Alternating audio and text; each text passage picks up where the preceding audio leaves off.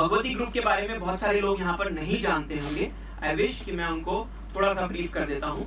This is a 50-year-old group जिसने 1970 में अपनी नींव रखी थी, just because of your cooperation and your efforts and your contribution. So now we have a team of around 300 people. ये 300 परिवार जो यहाँ पर जुड़े हुए हैं, ये इस सारी ऑर्गेनाइजेशन की नींव है, बैकबोन है। Particularly we are thinking on one line कि how to engage our people, how to polish them, how to train them. We welcome Govind Suthar ji. A big round of applause for him. What is customer service? So शुरुआत करते हैं अपने एक छोटी सी story से, और ये story है स्टोरी ऑफ सरोजनी। हर जगह पे हमारी लाइफ में कस्टमर सर्विस है, वो चाहे घर हो, चाहे बाहर हो, चाहे फ्रेंड्स के साथ में हो, चाहे रिलेटिव्स के पास में हो, चाहे कस्टमर्स के साथ में हो। कस्टमर सर्विस ही एक ऐसा पार्ट है जिसके बेस पे आप कस्टमर्स को परमानेंट बना सकते हो। कि ऐसा क्यों हो रहा है कि एम्प्लॉयज के एटीट्यूड की वजह से कस्टमर्स वापस नहीं आ रहे हैं। फर्स्ट पॉइंट, जैसे ही कस्टमर एंटर होता है, एंटर होते ही उसको वेलकम करें। कस्टमर कोई भी पर्सन जो किसी भी बिजनेस से प्रोडक्ट या सर्विस परचेज करता है, उसको हम क्या बोलते हैं? कस्टमर। क्या बोलते हैं? कस्टमर। प्रोडक्ट देने वाले बहुत सारे मिल जाएंगे, लेकिन प्रॉपर तरीके से देने वाले बहुत कम मिलेंगे, और प्रॉपर तरीके से देना बहुत जरूरी होता है। अगर वो नहीं कर पाए आप, तो कस्टमर दोबारा आपके पास में नहीं आएगा। So let's see what is the customer service. Customer service एक ऐसी फैसिलिटी जो कस्टमर को प्रोवाइड की जाती है प्रोडक्ट लेने के दौरान, प्रोडक्ट लेने से पहले और प्रोडक्ट लेने के बाद में। ओके, ये क्यों की जाती है? कस्टमर सर्विस क्यों दी जाती है? कस्टमर सर्विस देने का पर्पस ये रहता है कि कस्टमर का सेटिस्फेक्शन लेवल हमें इंक्रीज करना है। कस्टमर अगर सेटिस्फाई है तो आपके पास जरूर आ जाएगा, कस्टमर सेटिस्फाई नहीं है तो दोबारा नहीं आएगा। और कस्टमर सेटिस्फेक्शन क्या है? कस्टमर सेटिस्फेक्शन है एक फीलिंग जो उस प्रोडक्ट के लिए, उस सर्विस के लिए उसको अच्छा फील करवाए। अच्छी कस्टमर सर्विस हम कैसे प्रोवाइड करवा सकते हैं? हमारे अंदर क्या क्या चीजें होनी चाहिए, क्या क्या क्वालिटीज हमें फॉलो करनी चाहिए जिसके थ्रू हम अच्छी कस्टमर सर्विस प्रोवाइड करवा सकें। Number 1, sound product knowledge. हमारे पास जितने भी प्रोडक्ट है सबका हमें अच्छे तरीके से नॉलेज होना चाहिए। सेकेंड, कस्टमर्स की नीड्स को अंडरस्टैंड करना, समझना। कस्टमर्स की जरूरत को अगर हम समझ गए तो उसको सही प्रोडक्ट दे पाएंगे। Then third, putting customers expectation first.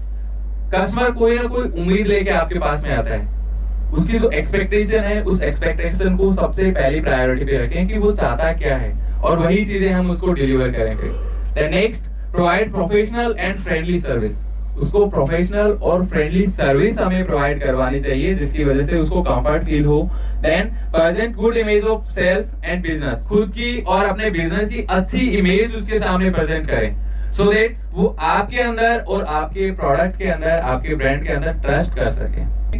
Customer वहां पे आ रहा है क्योंकि स्टोर ओपन हो रखा है, और स्टोर के ऊपर बोर्ड लगा हुआ है जो कि कैंटरबिल या फिलिप जो भी है बोर्ड लगा हुआ है। वो बोर्ड बता रहा है कस्टमर को कि यहाँ पे ये प्रोडक्ट है मेरे पास में, तुम्हें ये चाहिए क्या?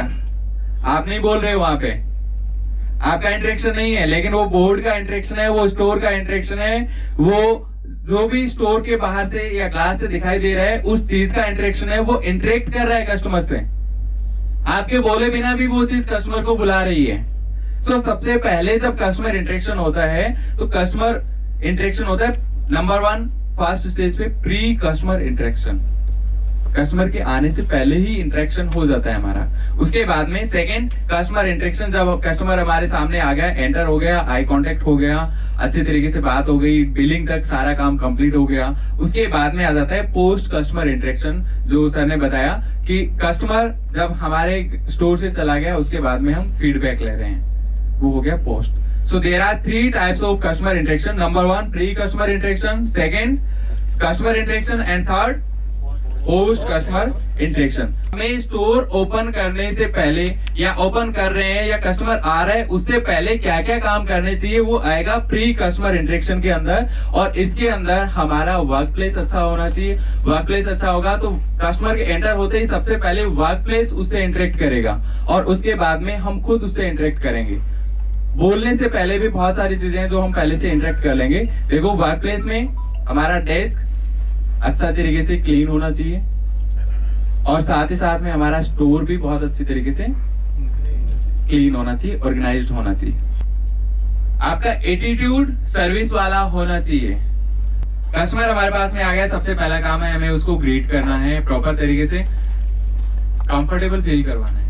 कस्टमर को इतना कंफर्टेबल फील करवा दो कि उसको लगे कि हाँ यही मेरा सॉल्यूशन मिलेगा मुझे। कस्टमर्स की बदलती हुई जरूरतों को समझ पाना। अगर आप मार्केट ट्रेंड के अकॉर्डिंग अपने आप को चेंज नहीं करते हो ना, तो कंपनियां डूब जाती है। इसके लिए हमें क्या करना है, कस्टमर्स के साथ में अच्छे तरीके से रिलेशन बनाने हैं, और रिलेशन बनाने के लिए आपको अपना प्रोफेशनलिज्म फॉलो करना होगा। प्रोफेशनल बिहेवियर सबके साथ में रखें, अवेलेबिलिटी रखें, कस्टमर के लिए अवेलेबल रहें। आपकी कस्टमर सर्विस के अंदर क्वालिटी होनी चाहिए। क्वालिटी अगर आपकी सर्विस में होगी, डेफिनेटली कस्टमर आपके पास में लौट के वापस आएंगे। This organization promises you a next 10-year job. How to present yourself? आप अंदर से अपने आवाज लगाइए कि आज 10 सेल्समैन बनाने, आज अपने को हायरिंग करनी है यार। आज तक तो अपन ही हायर हो रहे थे, आज अपने को हायरिंग करनी है।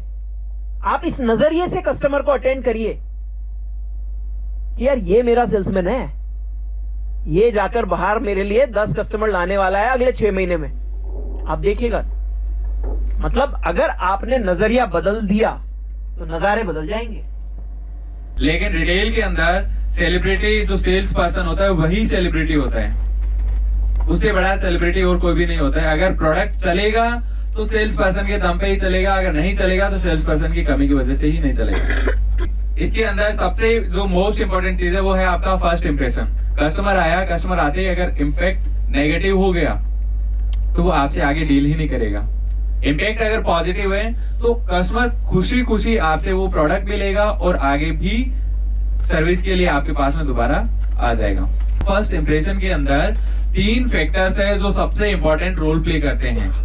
3 फैक्टर के ऊपर हमारी कंप्लीट इमेज बनती है, और ये 3 फैक्टर क्या क्या है? Number 1 appearance, number 2 tone of voice, and number 3 verbal. इन तीनों के बेस पे ही हमारा फर्स्ट इंप्रेशन क्रिएट होता है। मेरी अपीयरेंस अच्छी नहीं होती तो आपको इतना इंटरेस्ट है ना वो जनरेट नहीं होता। सेकंड थिंग, मैं बोलने का तरीका अगर मेरा एकदम स्ट्रेट फॉरवर्ड होता, एकदम साइलेंट होता, या एकदम एक ही लय में होता तो अपना इंटरेक्शन इतना ज्यादा नहीं हो पाता। और थर्ड थिंग, वर्ड्स, आप किस तरीके के वर्ड्स बोलते हैं। इन तीनों के बेस पे ही आपका फर्स्ट इंप्रेशन क्रिएट होता है।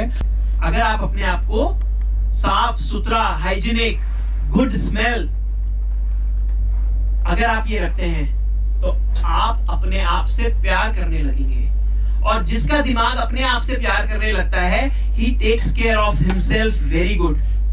और जो आदमी अपना ध्यान रखता है, आप देखिएगा वो अपनी वाणी का भी ध्यान रखेगा। जो आदमी अपनी वाणी का ध्यान रख रहा है वो अपने एक्सप्रेशंस का भी ध्यान रखेगा, वो पोलाइट हो जाएगा।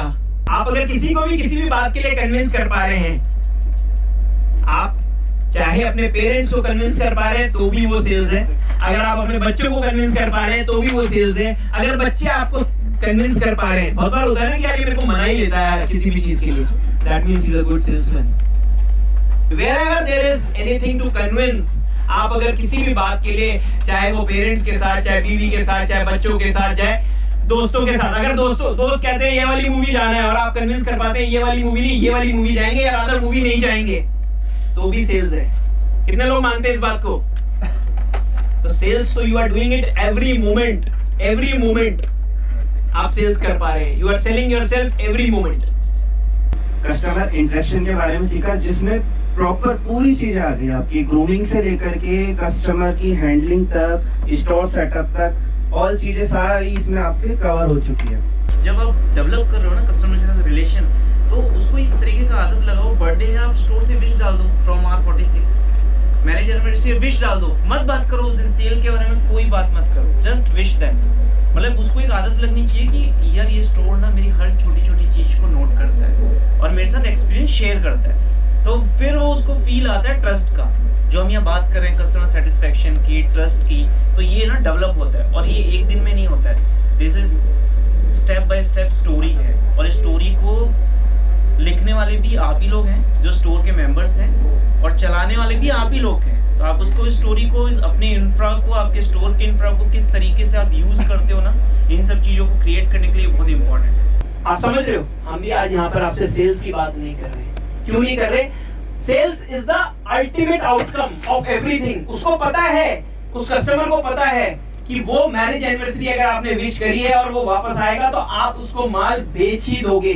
उसको पता है ये बात। मुझे पता है कि मैं अगर इस तरीके से मेरी टीम को ट्रेनिंग दूंगा, बार बार दूंगा, तो सेल्स तो मेरी बढ़ी जाएंगी। भाई अगर आप में से इस आज की मीटिंग से अगर किसी ने एक एक पॉइंट भी कुछ ले लिया, अल्टीमेटली वो किसको बेनिफिट करेगा? आपको तो आपकी लाइफ में हरदम ही करेगा, लेकिन ऑर्गेनाइजेशन को भी तो करेगा। तो हमारा आउटकम रिजल्ट जो है वो क्या है? सेल्स। लेकिन हम आज सेल्स की बात कर रहे हैं क्या? नहीं कर रहे ना। ठीक है कि यहां पर हम we can share you your next 10 year plan. Your job is safe. भाई एक जॉब करने वाले को क्या चीज सबसे इंपॉर्टेंट है? एश्योरेंस। यही सबसे इंपॉर्टेंट है। सर बोल रहे हैं, मतलब जो आदमी इतनी बड़ी कंपनी के साथ, इतने बड़े रोल पर, इतने साल के एक्सपीरियंस के साथ अगर ये बोल पा रहे हैं तो इनकी बात में दम है कि भाई आज जॉब एश्योरेंस तो चाहिए सबको।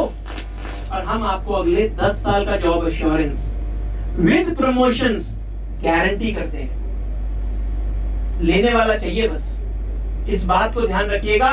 300 लोगों में से हर साल मुश्किल से 15 लोग होते हैं। आपको उस 15 की कैटेगरी में आना पड़ेगा जो प्रमोशन ले पाते हैं। 15 में से उसके 2-3 साल बाद मुश्किल से कोई 5 लोग होते हैं जो आगे बढ़ पाते हैं, और उन 5 में से कोई एक आदमी होता है जो आगे बढ़ पाता है।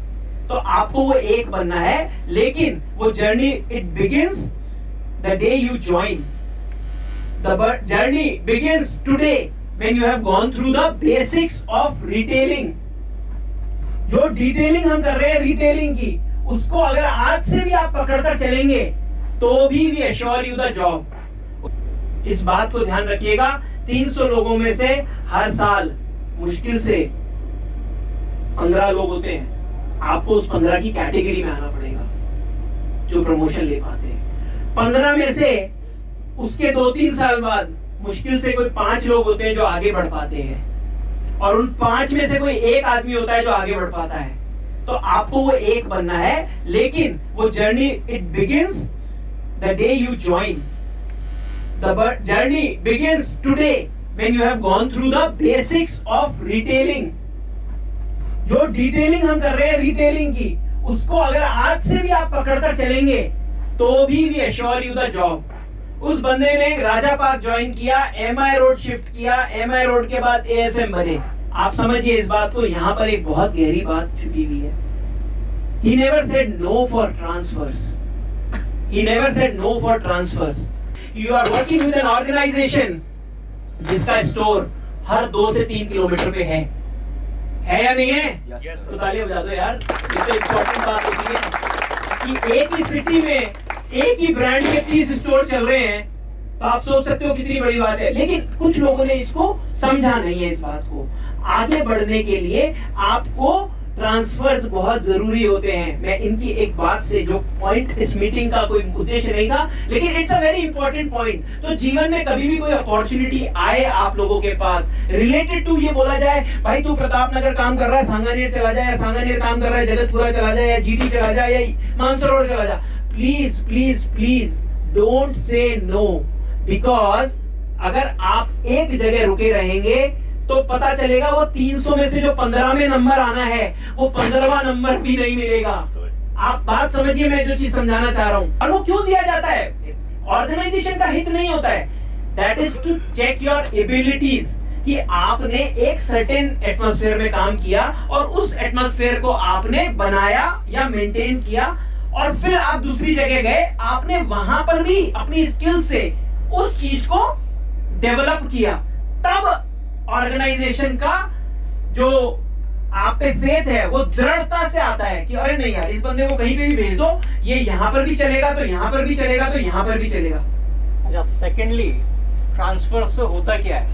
आपका एक्सपीरियंस एनहांस होता है। आप अपनी जो लर्निंग्स है उसको वापस से पॉलिश कर पाते हो। आप नहीं तो एक जगह रहते रहते हम उस माहौल में एडजस्ट हो जाते हैं और हम कुछ नया नहीं करना चाहते। करना नहीं चाहते का मतलब, क्योंकि आपको पता है यहाँ पे ये ट्रेंड ऐसा है, ये ऐसा है, ये ऐसा है, आपको दूसरी जगह जाने से नए चैलेंजेस पता लगते हैं।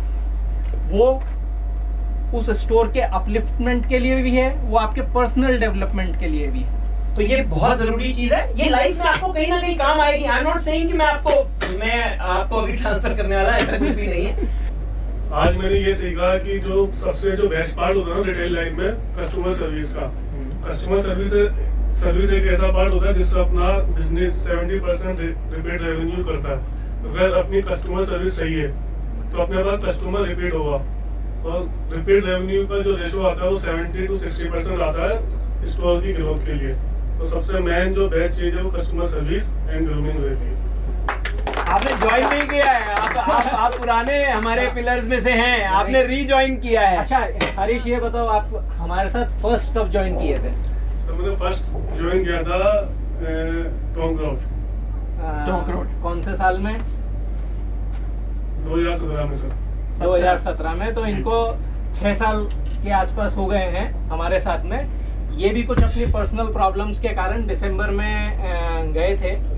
एक साल लास्ट ईयर मार्च में एक साल और वापस आ गए 15 मंथ्स के गैप के बाद में he has rejoined us and at present he will be looking after 3 to 4 stores जहाँ पे कि for sales development and he is an asset for us। और बहुत सारे लोग जानते भी होंगे इनको कि इन्होंने जब इनके साथ ये क्या कारण रहा कि ये इज एन असेट। मैं जब ये कह रहा हूँ, इनको जब ये ज्वाइन करे थे, ये रहते विद्याधर नगर थे, लेकिन हमने टोंक रोड का स्टोर दिया था, और ये जानबूझ के दिया गया था। आज बोल रहा हूँ इनको, जानबूझ के दिया गया था, जस्ट टू टेस्ट। क्या होता है, जैसे भगवान परीक्षा लेता है ना, या टीचर परीक्षा लेता है, वैसे हम भी परीक्षा ले लेते हैं कभी कभी कि यार ये बंदा देखते हैं कि कैसे। तो ही सेड यस। और टोंक रोड उस टाइम पे 8-9 लाख पे ट्रेड करता था, वो 12 लाख पे ट्रेड करने लगा अपने आप। फिर हमें समझ में आया कि अगर ऐसे एसेट को किसी हाई थ्रूपुट स्टोर पे डाल दिया जाए तो कैसा करेगा काम। तो फिर इनको शिफ्ट किया गया JP6 विद्याधर नगर पे। इन्होंने बहुत अच्छा काम किया, बहुत अच्छे से। इनका बीच में एक और टेस्ट लिया गया था कि weather he is capable of setting up the store. तो हमारा नया स्टोर R19 आ रहा था कालवाड़ रोड पे, तो he was the only person individually he has set up that store.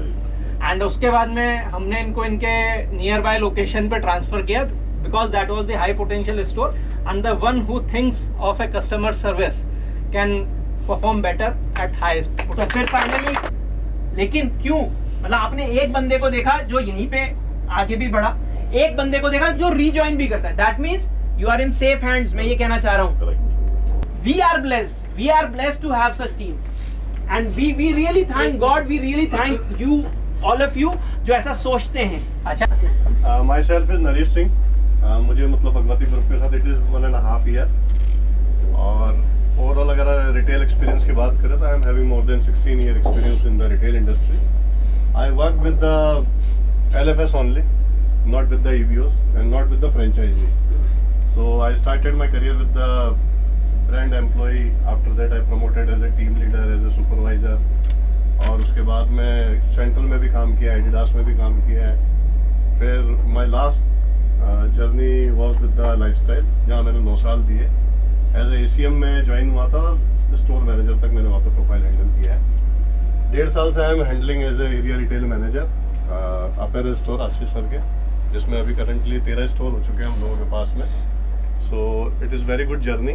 और आज के सेशन में मतलब it is all about refresher thing. But हाँ, एक चीज़ वो थी लर्न की कि प्री इंटरेक्शन जो होता है, I was not aware on that कि प्री इंटरेक्शन भी कस्टमर के साथ होता है, वो स्किप था थोड़ा माइंड से।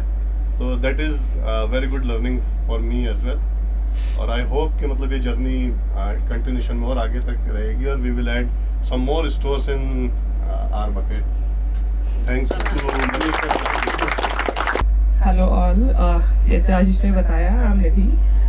Bye profession I am a chartered secretary. और जो मेरे लिए भी ये बहुत फर्स्ट टाइम है, शायद आज कंपनी और मैनेजर्स इन सबसे पहली बार ही मिली हूँ।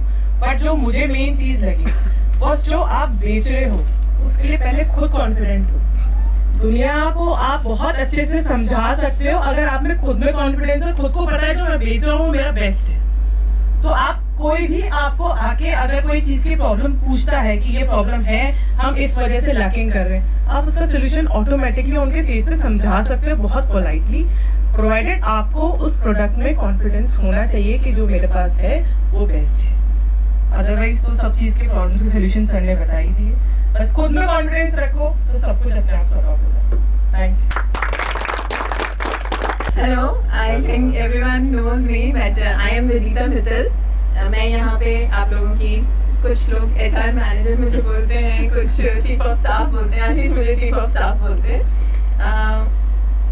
आज की गोविंद जी वाले सेशन से एक टेक अवे था कि हमारा सुबह आने का टाइम होता है, इवनिंग में जाने का कोई टाइम नहीं होता रिटेल में। ऐसा तब हो सकता है जब आप अपने काम को बहुत एंजॉय करो, आप जो भी करो उस चीज में आपको मजा आना चाहिए।